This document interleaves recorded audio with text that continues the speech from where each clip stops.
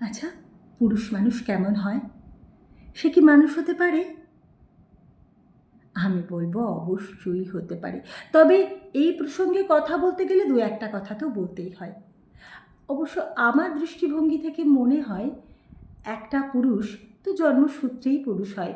তবে তাকে পুরুষ মানুষ হয়ে উঠতে গেলে তার বাবা মা, স্ত্রী, সন্তান, পরিবার, আত্মীয় পরিজন এবং সমাজে বসবাসকারী সকল পরিচিত আর অপরিচিত মানুষদের প্রতি তার দায়িত্ব আর কর্তব্য পালন করতে হবে।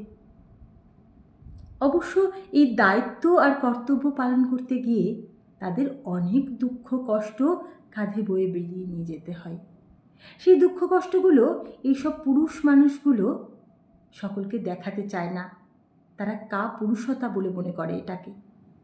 আবার অপরদিকে এই সকল পুরুষরাই কামুক, অর্থলোভী, অর্থপিশাচ, আরও কত কিছু।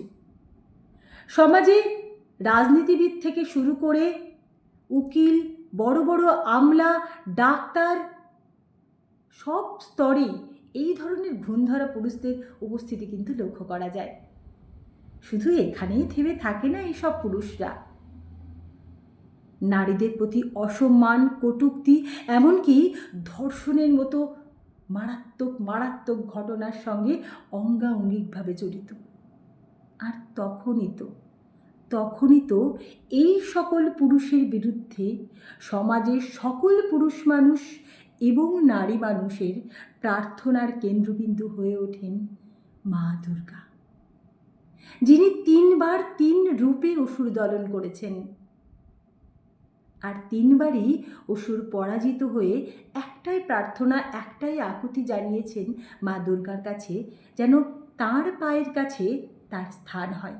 কারণ যখনই মর্তলোকে দেবী দুর্গার পূজা হবে, মর্তবাসী যখনই দেবী দুর্গার পূজা করবেন, সাথে যেন সেও পূজিত হয়। তাহলে আমরা আশাবাদী হতেই পারি এই পৃথিবী আবার শান্ত হবে, একদিন সব ঝড় থেমে যাবে,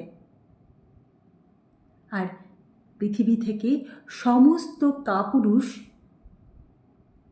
শেষ হয়ে আবার মানুষ রূপে পুরুষের জন্ম হবে। সকলকে আগমনীর শুভেচ্ছা বার্তা রইল।